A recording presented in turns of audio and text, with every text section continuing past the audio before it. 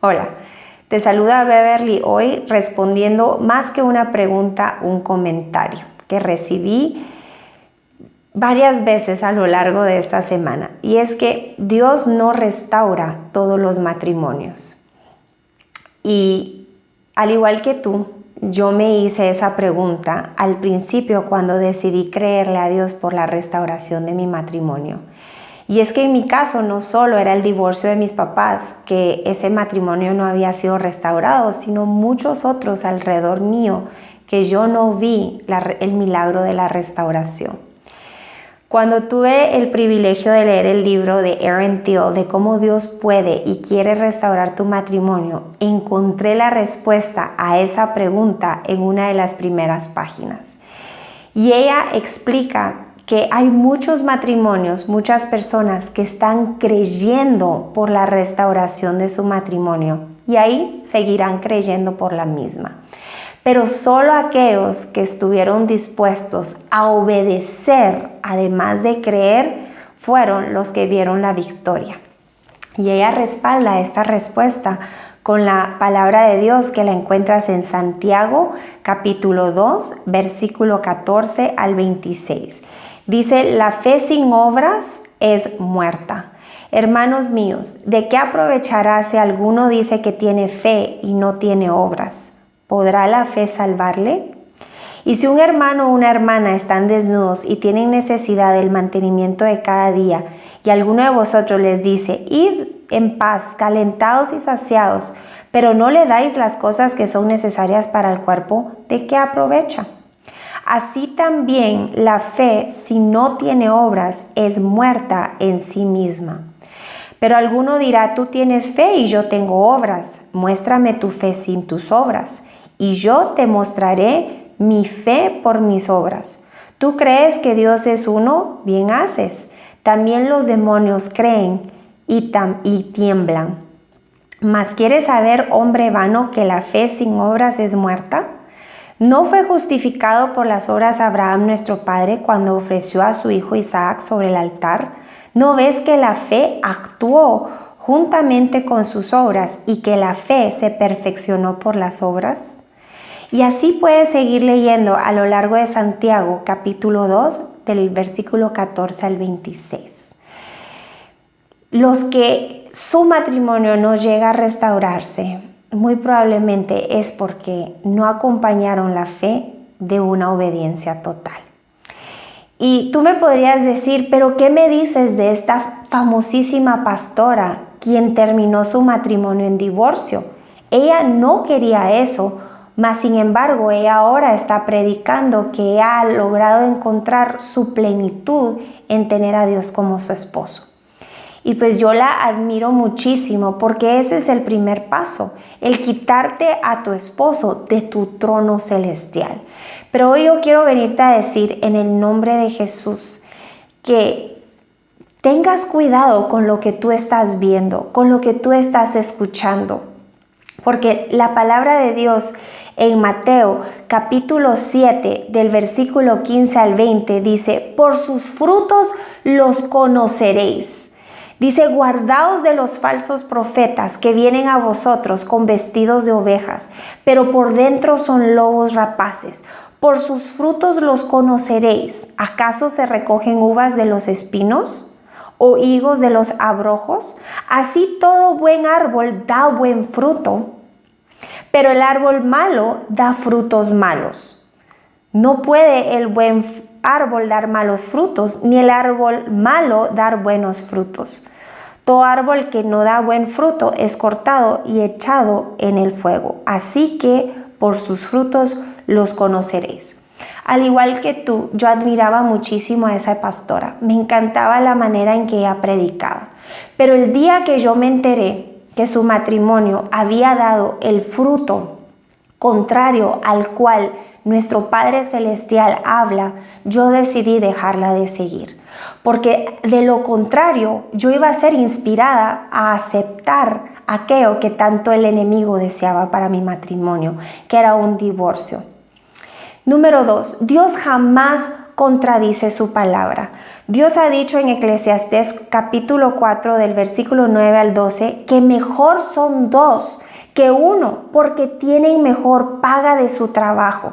Porque si cayere el uno, levantará a su compañero, pero de ahí hay de aquel que cuando cayere, no habrá segundo que lo levante.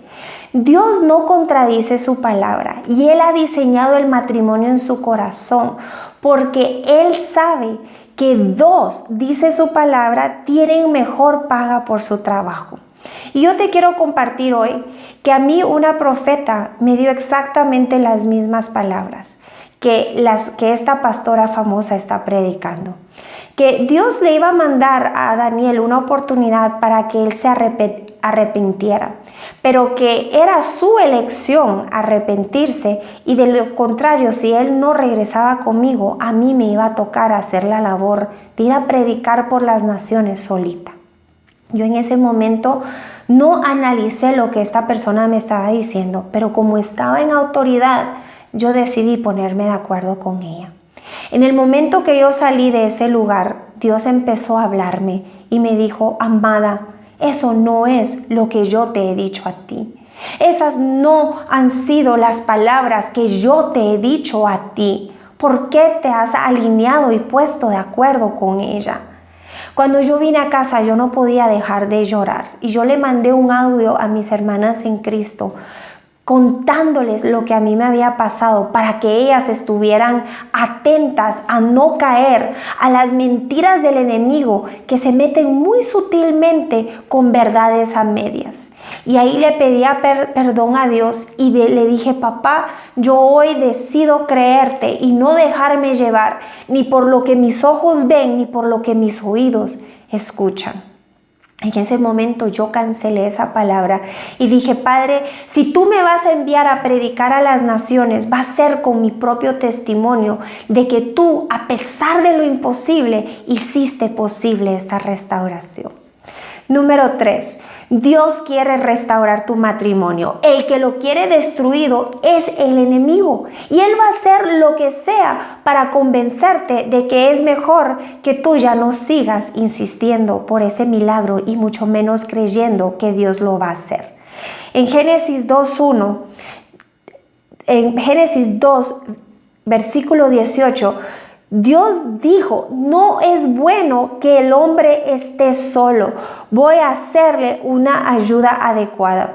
Yo quiero recordarte que estas palabras le fue dicha a Adán, quien vivía en una completa comunión con Dios de día y de noche. Dios se paseaba por el jardín del Edén y contaba con esa compañía mutua entre Adán y Dios y Adán. Mas sin embargo, aún con esa comunión perfecta que Dios quiere tener con nosotros, que Él sea nuestro todo, el principio y el fin, aún así Dios dijo que no era bueno que el hombre estuviera solo. Yo por mucho tiempo decía: pero papá, ¿por qué tú quieres que yo esté sola? ¿Por qué no quieres restaurar mi matrimonio? Yo te amo a ti, pero también quiero a mi esposo a mi lado. ¿Será pecado lo que te estoy pidiendo? Y Dios me dijo: yo jamás voy a contradecir mi palabra. He aquí, desde el principio yo escribí que yo no quiero que el hombre esté solo. En mi corazón nació el matrimonio, pero el enemigo se ha dedicado a destruir el fundamento de la sociedad. Porque cuando se destruye un matrimonio, se destruyen las generaciones venideras y por ende naciones enteras.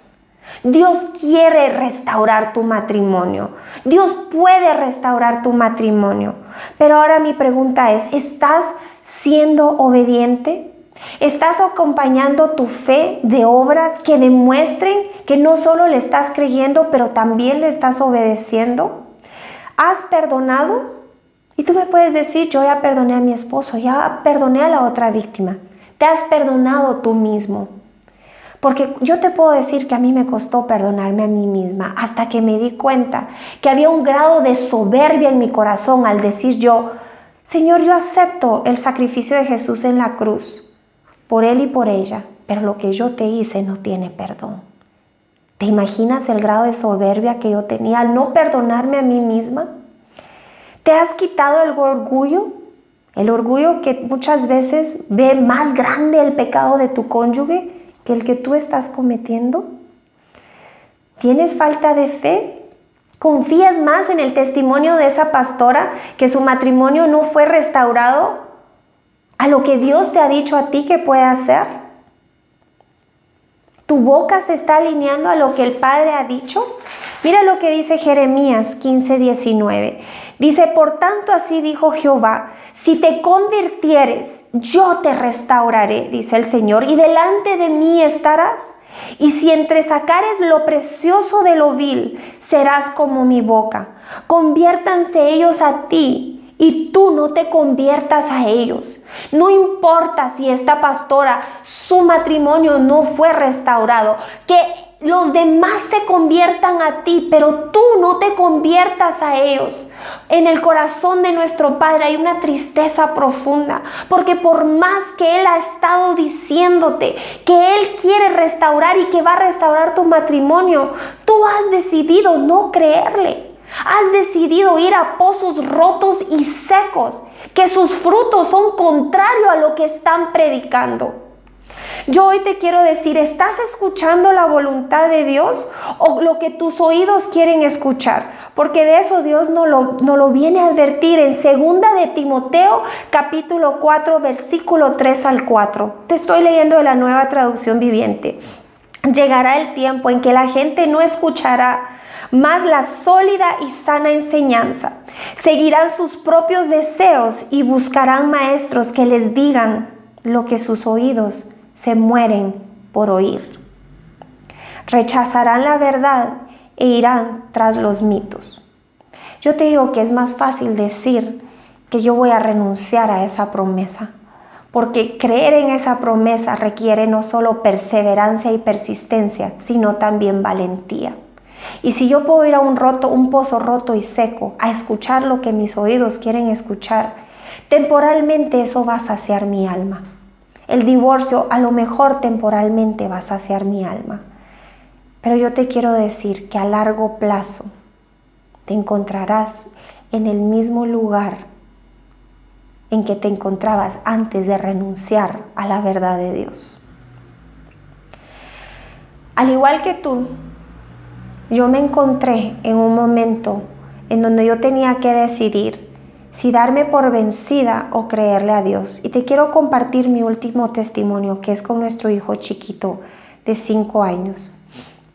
Durante el tiempo que yo estuve creyéndole a Dios por mi matrimonio, yo descuidé a mis hijos, principalmente al chiquito. Y lo descuidé porque cada vez que él protestaba, que no le gustaba lo que a él se le servía en la mesa, yo con tal de ya no tener más drama en mi vida, porque era tal el dolor de la separación en mi matrimonio con la cual yo estaba atravesando, que yo decidí empezar a complacerlo, a darle lo que él quería comer. Lo empecé a alimentar con vitaminas y otros suplementos que yo dije, bueno, algún día él comerá. Hasta que un día fui a una reunión del colegio y se me recordó que los primeros años son críticos para la alimentación de ese niño, para su crecimiento y su desarrollo. Y entonces empecé a orarle al Señor por una estrategia. Y por más que yo oraba y oraba, esa estrategia no venía. Y entonces me volví a dar por vencida y seguía alimentando a mi hijo de una manera sumamente incorrecta. Luego empezaba con mi fuerza y con mi propio ejército a disciplinarlo de una manera severa con tal de que comiera. Y yo decía, bueno, el niño con una vara no va a morir, mas sin embargo yo lo estoy disciplinando. Y ni así. Mi hijo decidió que él no quería comer lo que a él se le servía, sino lo que era su voluntad. Hasta que un día toqué fondo y dije, papá, yo estoy dispuesta a obedecerte en lo que tú me pidas. Ya no solo a creer en que tú vas a hacer este milagro de que mi hijo se alinee a comer saludablemente, sino estoy dispuesta a obedecerte. Fue ahí donde mi tía vino y me dijo que Dios le había dado la palabra regazo y que a través de un sueño le había confirmado que la estrategia era con amor, en mi regazo, tomando a mi hijo de 5 añitos entre mis brazos y hablándole en amor cuán precioso había sido Dios de crear los alimentos y los sabores para que él pudiera nutrirse. Luego recordé el video de las cortes celestiales que yo misma compartí a través del Señor con ustedes. Y recordé las palabras de mi esposo de ser firme y consistente. Empecé a practicar esas 3 estrategias que Dios me había dado. Y junto con mis hijos nos metimos en nuestro lugar secreto y yo empecé a pedirle perdón a Dios porque mis labios estaban confesando lo contrario de lo que yo en oración le estaba pidiendo a Dios. Yo le pedí a Dios que Él comiera de todo, pero cuando personas veían que mi hijo no comía, lo primero que salía de mi boca era que mi hijo vivía del aire y que él no comía nada, que era imposible que a él le gustaran los alimentos saludables.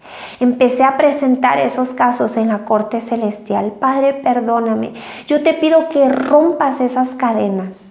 Y empecé a agradecerle, Señor, gracias. Gracias porque mi hijo ahora come saludable.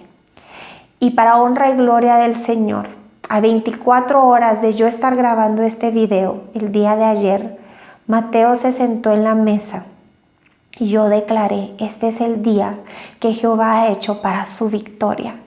Le serví un plato de comida del cual nosotros también habíamos comido. Y al principio hubo resistencia, pero dije, Señor, yo aquí estoy en obediencia y en fe, declarando que hoy es el día del rompimiento. Y le dije, Mateito, mi amor, hasta que tú no comas no te puedes levantar de esta mesa, porque hoy es el día que Dios ha traído victoria. Y en ese momento me dijo, mami, está bien, solo dame 10 cucharadas, yo voy a comer. Mis ojos no podían creer lo que yo estaba viendo.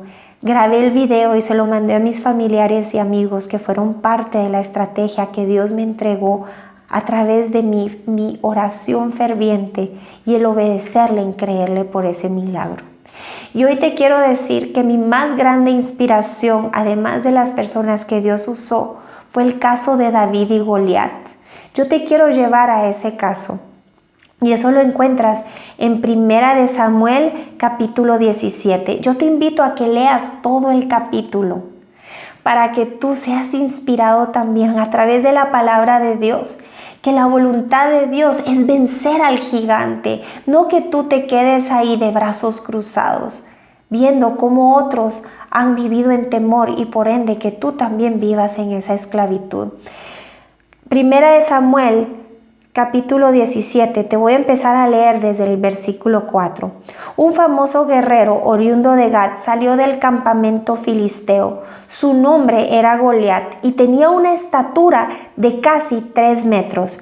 Versículo 10. Dijo además el filisteo, yo desafío hoy al ejército de Israel, elijan a un hombre que pelee conmigo. Eso estaba diciendo el gigante Goliat. Versículo 11. Al oír lo que decía el filisteo, Saúl y todos los israelitas se consternaron y tuvieron mucho miedo. Versículo 14. Estos 3 habían seguido a Saúl por ser los mayores. David, que era el menor, solía ir a donde estaba Saúl, pero regresaba a Belén para cuidar las ovejas de su padre. Versículo 16. El filisteo salía de mañana y tarde a desafiar a los israelitas, y así lo estuvo haciendo durante 40 días. Versículo 24. Cada vez que los israelitas veían a Goliat, huían despavoridos. Versículo 28. Eliab, el hermano mayor de David, lo oyó hablar con los hombres y se puso furioso con él y le reclamó. ¿Qué has venido a hacer aquí? Le preguntó a David. ¿Con quién has dejado esas pocas ovejas en el desierto? Yo te conozco, eres un atrevido y malintencionado. Seguro que has venido para ver la batalla. Tú ves cómo ahí él estaba desafiando a David para que no llegara a cumplir su propósito. ¿Cuántas personas te han dicho, ya deja de batallar, tienes tanto que hacer para el reino de Dios, ya deja el tema de tu matrimonio a un lado? Yo ya sé que tú estás malintencionado y has venido a querer levantar batalla, pero si Dios no lo ha restaurado es porque no quiere restaurar. ¿Cuántos te han desafiado a ti, al igual que estaban desafiando a David antes de él llegar a su propósito? Sigamos leyendo. Versículo 32. ¿Cómo vas a pelear tú solo contra este filisteo?, replicó Saúl. No eres más que un muchacho, mientras que él ha sido un guerrero toda la vida. ¿Cuántos pastores han venido con este diálogo que te han dicho que es imposible? Mira, aquí le está diciendo Saúl a David, tú no eres más que un muchacho, él es un guerrero toda su vida. ¿Cómo vas a poder vencerlo? ¿Te han hecho esas preguntas? ¿Te han retado a ti también? Eso no significa que Dios no quería derribar al gigante. Eso no significa que Dios no quiere restaurar tu matrimonio. Esas son sus opiniones por incrédulos, no lo que Dios ha dicho para tu matrimonio. Versículo 34. David le respondió, a mí me toca cuidar el rebaño de mi padre. Cuando un león o un oso viene y se va una oveja del rebaño, yo lo persigo y lo golpeo hasta que suelta la presa.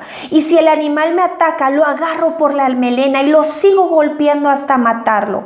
Si este siervo de su majestad ha matado leones y osos, lo mismo puedo hacer con este filisteo pagano, porque está desafiando al ejército del Dios viviente. El Señor que me libró de las garras del león y del oso también me librará del poder de este filisteo. Yo hoy te quiero venir a recordar en el nombre de Jesús cuántas batallas te ha vencido Dios por ti. Cuántos leones y osos has peleado tú y de la melena los has agarrado con el poder de Jehová de los ejércitos. Al fin y al cabo, no eres tú quien está peleando por tu matrimonio. Es Dios quien te libró de esas batallas pasadas, quien ahora también te librará del poder de este filisteo que se llama divorcio. Anda pues, dijo Saúl, que el Señor te acompañe. Versículo 38. Luego Saúl vistió a David con su uniforme de campaña, le entregó también un casco de bronce y le puso una coraza. Versículo 39 del capítulo 17 de Primera de Samuel. David se ciñó la espada sobre la armadura e intentó caminar, pero no pudo porque no estaba acostumbrado. No puedo andar con todo esto, le dijo a Saúl. No estoy entrenado para ello. De modo que se quitó todo aquello. Versículo 40. Tomó su bastón, fue al río a escoger 5 piedras lisas y las metió en su bolsa de pastor. Luego, honda en mano, se acercó al filisteo. David sabía que la estrategia de otros no precisamente era la estrategia que para él iba a funcionar. La estrategia que Dios te va a dar a ti es única. Así como David decidió despojarse de la estrategia que este ejército había usado con los demás, él sabía que Dios le iba a dar la estrategia que a él le iba a funcionar. Deja de poner tus ojos en el hombre y lo que a otros les ha funcionado y lo que a otros no les ha funcionado. Dios tiene un trato personalizado con sus hijos y Él te quiere en intimidad, ahí en tu lugar secreto, para Él darte la estrategia a ti. Así como Dios me dio a mí con mi hijo Mateito y en mi matrimonio, una individual e única. Así como Dios más adelante le dio al rey David estrategias por cada batalla que él libraba. No era lo que a los demás les funcionaba lo que lo iba a librar en esa batalla, sino lo que Dios te va a dar a ti, lo que va a librar ese filisteo, lo que va a derribar a ese gigante.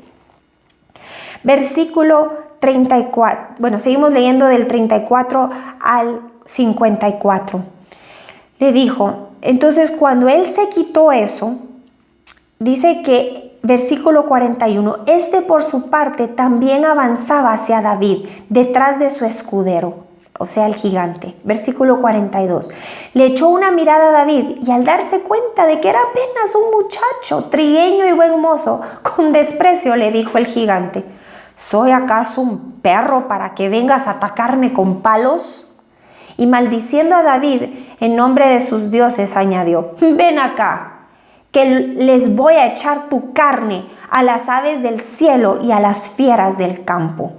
Yo no sé cuántas veces el enemigo se encarga de recordarte tu pasado y a lo mejor lo inútil que has sido. Pero hoy, en el nombre de Jesús, yo quiero que tú vengas a ser inspirado por David y que tú le recuerdes que tienes un futuro glorioso.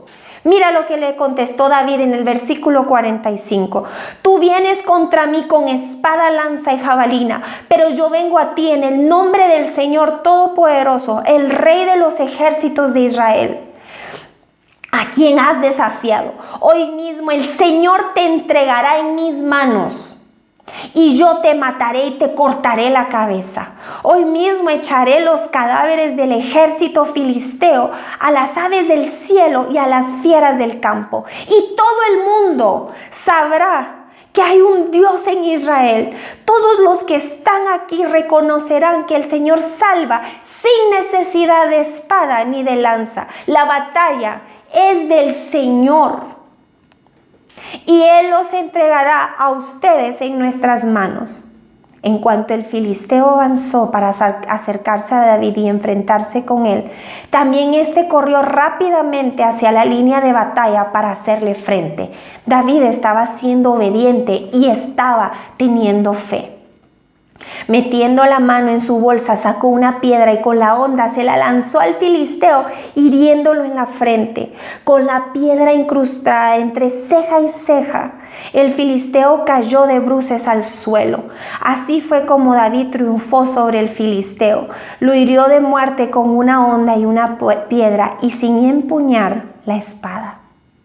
Luego corrió a donde estaba el filisteo, le quitó la espada y desenvainándola, lo remató con ella y le cortó la cabeza. Cuando los filisteos vieron que su héroe había muerto, salieron corriendo. Entonces los soldados de Israel y de Judá, dando gritos de guerra, se lanzaron contra ellos y los persiguieron hasta la entrada de Gat y hasta las puertas de Crom. ¿Tú te imaginas si hubiera un canal de YouTube de ese pueblo que le tenía miedo a Goliat? ¿Qué hubieran ellos estado predicando? Hermanos, le tenemos miedo al gigante Goliat, pero aquí venimos a compartir con ustedes que hemos llegado a concluir que la voluntad de Dios es que vivamos con ese gigante Goliat, pero sabemos que en el cielo nos espera la victoria. ¿Tú te imaginas? Todo el pueblo dándole like: sí, de plano nos toca vivir con ese gigante, no, de plano nadie lo puede vencer. Hasta que vino David y abrió su canal de YouTube y dijo: no soy yo el que va a enfrentar a ese gigante, es nuestro Señor Jehová de los ejércitos. Y no solo predicó, sino demostró en el canal de YouTube cuando ese gigante fue vencido y que la victoria le fue dado y que el pueblo ya no más tenía que vivir en la esclavitud del temor y el miedo de vivir a la par de ese gigante. Cuando todos empezaron a darle like, empezaron a preguntar: ¿quién es ese David? Mira, versículo 56, dice: averíguanme quién es, le había dicho el rey. Tan pronto como David regresó después de haber matado a Goliat y con la cabeza del filisteo todavía en la mano, Abner lo llevó ante Saúl y dijo en el versículo 58: ¿de quién eres hijo, muchacho?, le preguntó Saúl. No solo Dios quiere restaurar tu matrimonio para darte ese final que tú esperas, sino también para que sea una plataforma y que todos empiecen a preguntar: ¿pero quién es ese matrimonio? ¿Cómo así que fue restaurado? Si la mayoría de matrimonios, incluyendo pastores, no son restaurados. ¿Qué es lo que ellos hicieron que yo también puedo hacer? Y hoy, en el nombre de Jesús, yo te vengo a decir que este canal fue hecho para inspirarte y recordarte que para Dios no hay nada imposible, pero requiere no solo de tu fe, sino también de tu obediencia. Pídele en el nombre de Jesús al Espíritu Santo qué es aquello que tú aún no estás siendo obediente. Porque es que el fruto que tú estás viendo no es el fruto que tú esperas. ¿Cuál es la condición de ese árbol que no está dando el fruto deseado? Porque Dios sí quiere restaurar tu matrimonio. El que no lo quiere restaurar, el que no lo quiere ver restaurado es el enemigo. Y él va a usar al que se preste para predicar en contra del diseño de Dios para tu vida. Hoy te pregunto, ¿y tú te quedarás junto a ese gigante que Dios prometió vencer? ¿O te alinearás a su estrategia? Porque hoy yo te puedo testificar que Dios me ha llevado de victoria en victoria, no porque mi vida sea perfecta, no porque yo no tropiece y de repente hay días que yo te diga que no soy desobediente, sino que cuando yo permito que el Espíritu Santo me recuerde dónde yo fui desobediente, yo he aprendido a que yo también tengo que estar dispuesta a obedecerle a Él para ver los resultados alineados a su voluntad que Él ha preparado para mí. En el nombre de Jesús, espero a que tú seas inspirada a conocer la verdadera respuesta del por qué hay matrimonios que no son restaurados, que es por la falta de obediencia, por la falta de fe, versus aquellos que sí lo son. En el nombre de Jesús, te mando un fuerte abrazo y hasta la siguiente pregunta.